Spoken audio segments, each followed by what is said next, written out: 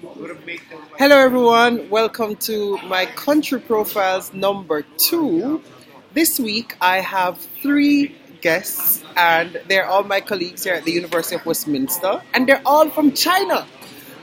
Interestingly, I should let you know that I think the Chinese population here at my campus is the largest population, that we have more Chinese students studying at the University of Westminster, and I think it would be the same for many other universities here in London. My colleagues studying at other universities can attribute to that there are a large number of Chinese population studying in London. So I thought it would be quite interesting to have 3 of my Chinese students talk to me about Chinese culture, Chinese lifestyle, things that we don't know about China, things that we take for granted. And so I have them here. So, ni hao. Ni hao. Ni hao. Ni hao. Hello. Ni hao. So yes, I know a little Chinese, I know a little Mandarin, and I promise I learned some more. I'm going to have them introduce themselves because it's a little tricky to pronounce their names. I was going to take on the challenge, but no, I think I'll have them introduce themselves. So go ahead, Ivy. So, hello everyone, I'm Yueyang. My name is Deng Jiangbo. You can call me Jiangbo. Hello, I am Kawsar and I am Uyghur. You are Uyghur. So, okay, so they all, interestingly, they all have English names as well. So we use their English names for easy means of communicating with them here in class and so forth. So let's start with a discussion about stereotypes or misconceptions about Chinese and China in general. What's one of the most popular things that you hear from people that you say, that's not necessarily true? Ivy? The first thing comes to my mind is that when I first time come here, people ask me whether you eat cats and dogs or not. Oh, and my whole feel is like, I don't even, I never go to a restaurant with cats and dogs to serve. So it's not a common thing in China. Maybe in some particular village in China, rural areas, they eat cats and dogs, but the cats and dogs are raised to be eaten. It's kind of a traditional way of eating, but it's not a common thing in China. Okay, how about you? I never eat dog. And I think in China, when people talking about Chinese people, they think that they are very good at mathematics. But for me, I'm a Chinese person, but I'm so bad at mathematics. It's totally stereotype. And also, I'm not so hardworking. And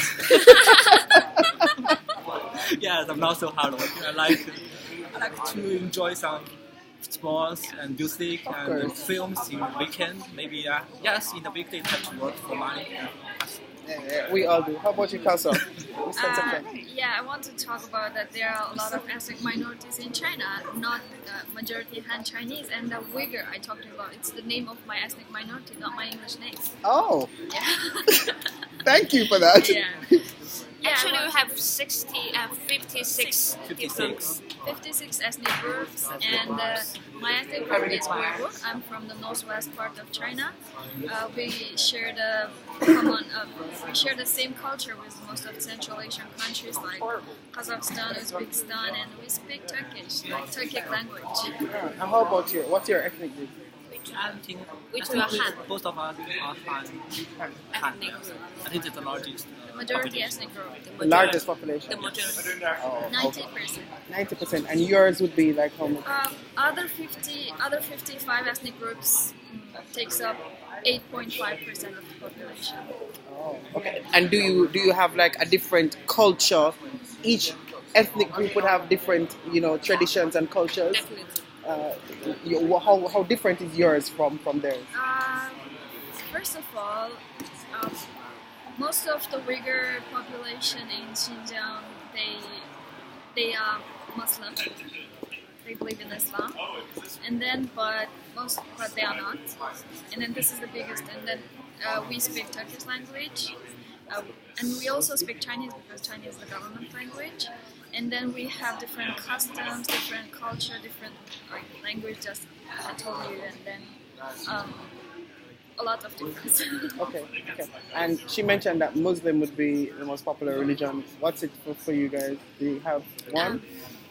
I think as a majority of ethnic groups in China, I think there are a lot of culture and maybe some living, even cultures Yeah. being very prevalent in China. Okay. And also, I see that it's an ongoing convergence between different ethnic groups. Okay. For me, my grandpa is Han ethnic group, and my grandma is from another very small and minority group. Okay. So A mix. one part from Han. Yeah, kind of. Okay, it's quite interesting to learn about these different ethnic groups. I mean, for countries like myself, we often take that for granted because we're all like almost the same. And in Jamaica, our motto is "out of many, one people." So like everybody, considers themselves to be the same. So we don't consider ethnic groups. Yes, we're mixed and we have different cultures in our own country, but it's so much like we're one. But anyway, so let's talk about some other interesting things about China. I want to know about traditional meals in China. Does each ethnic group have different traditional meals then? Is that the case? Yeah. So it's kind of super difficult question because we have a lot of very different Chinese food, but most of them are very tasty and healthy compared with the UK food. Yeah, because it's less greasy, not much oil, not that heavy. That's good. Yes, just to name some, like a lot of people love Beijing crispy duck, and the Cantonese love steamed sliced chicken, and we eat a lot of like baozi. Baozi is like a steamed bun with a stuffed, different stuff. You can put the vegetable inside, or you can put some sweet thing inside, or meat as well. I think it's big And, dumpling. and guys, if you hear Ivy talk, you know that she's a good chef. So just by the way she's describing the food, Yeah, if you she come does to very China, well it's at my cooking. treat. Yeah. How much Kawsar is the food there in your province different? Yeah, it's in one part it's quite different from the majority of the Chinese population. Like we have our own plaf. What's that? Plaf is kind of rice food with rice and carrots and onion and meat. It's very healthy, very delicious. And then we have our noodles. It's different from other parts of China. But we also share other same foods like dumplings. Oh, okay. Yeah, and then we use chopsticks really well. What's your favorite meal, Jiangbo? I have very diversity accent, and I think the food in yes, in China we have a lot of different food traditions in different areas. I used to travel a lot of places and just to taste the food. It's very interesting. All right, good. Authentic food. If you want the authentic Chinese food, please come to China. Not trying in the other Chinese restaurants. Oh wow, okay. We Well, can that's design a food trip for you. that's interesting because you often think that you visit a Chinese shop, maybe here in London or even in Jamaica or whichever country you're from, and you thought you'd get good Chinese food. All right, let's talk quickly about a subject that one of my friends on Facebook asked me to comment on, and that's a one-child policy. Explain it to people. What exactly is it? And first of all, I'm not official from China government, so just listen. Yeah. And as I understand, one child policy, yes, as you know, that is it's a birth control on the ordinary families who are not allowed to have more than one babies. I think this is a policy, very hard policy from the people to control the growing population in China. You know that China has 1/5 of the population of the world. But now, recently, I think it's last year, Yes. the policy has been loosened. That means every family can have one more baby if they meet some certain conditions. And I think it's first of all, it involves some strategical and very practical policy, public policy. And it also raises a series of social problems. For example, we don't have, taking me from myself, for example, I'm the only child for my family. If you know there's all incidents in your life. If the child is a single child, have been maybe suffer from like some maybe disease or death. diseases like diseases or some traffic jams and accidents. So their parents has no guarantee for their healthy years. So, that's one very severe problems in China. I think that the government has realized this, so that's why they had put those measures of policy. Okay, but it's fair to say that because the policy has been in place for so long, then it is almost like normal for Chinese people to adopt to that one-child policy. Do you think, Kawsar, that this change in policy will maybe have more people feeling like, okay, I can have 2 children? You think more people will? I don't think so. Yeah, not Because really. I think most of the families are get used to the one child, that format. And the economy is like the education and everything is very expensive, so they prefer have one child than 2. But for the ethnic minorities, it's different because we don't have that much population. For example, Uyghurs, there are like more than 10 million Uyghurs. So for most of us, we can have 2 children. Okay. Yeah, we don't have one child policy, 2 child policy.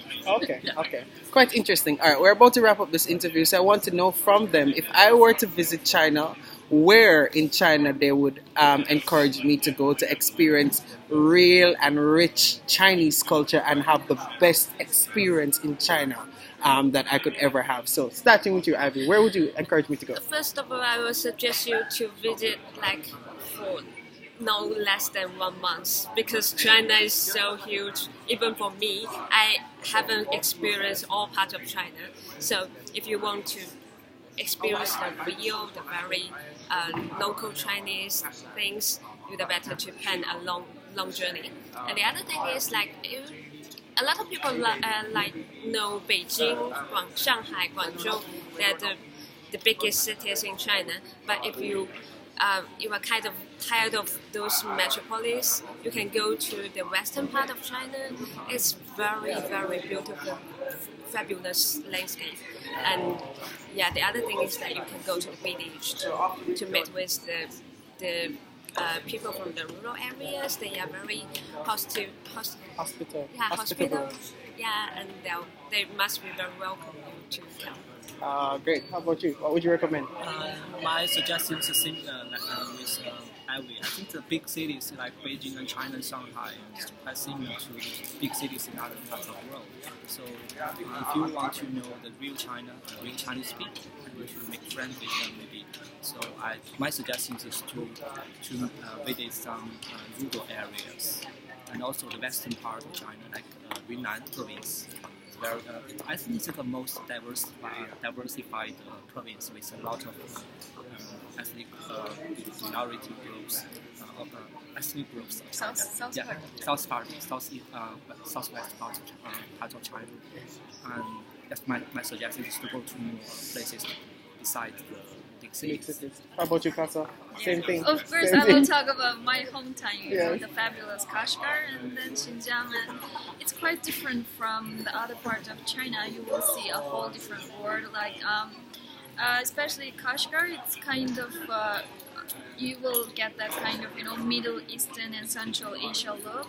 And the people look different, and the food are different. We have really delicious kebabs and then noodles, and then if I have chance, I really want to go to Tibet. So that's one of my suggestions: go to Tibet and then go to different parts of China, not just the big cities. Great. I want to ask you one final question, and I want you to make it as short as possible. Why did you decide to study in the UK as opposed to staying in China and studying? Okay, it's a tricky question. I don't want to say too bad things about Chinese higher education, but actually, I have my bachelor degree in China, and I think I kind of want to learn more about the outside world of China. That is one thing. I come here not only for studying here, not only for the education here, but also to get more experience, to meet with different people from different cultures, different backgrounds, to learn more from them. And the other thing is actually the media part in Chinese high education is not that strong as the Western. Okay. Okay, understand. How about you? For me, I have two reasons for my choice to study in London, and one is London is maybe as much. I think it's what the best. I think it's the best city in the world. There's so many friends, people from all parts of the world, and I can meet most of them people, make a lot of friends from different parts. And the second reason is that the one thing the British and the Chinese people share is the tea. I mean, I love tea so much. I drink every day, maybe every day a lot of tea, and I think that's why I think I want to know how the British men drinking tea every day. I think the tea is one thing that links the two countries together through a long history. Okay, what about you, Kawsar? Why did you decide to study here? Again, I'm going to talk back about my hometown. Again. Sorry. You know, I'm from a very ethnicity and diverse background. I really want to know what's the media's role in, what they place in a really ethnic diverse society. And another important reason is that my boyfriend is. Look at that. So she has to find love outside of China. Thank you guys so much for talking with me. I learned so much about China. And I hope you guys learned a lot about China too, and some of the misconceptions you had about, people eating dogs and those kind of things and cats is not necessarily true. Thank you guys for sharing that. Thank you. Exactly. Bye. Thank you so much again. Stay tuned. You don't know who my next guest will be or what country I will feature, but I'm sure it will be interesting. Thank you for watching. Please share the video. Bye-bye.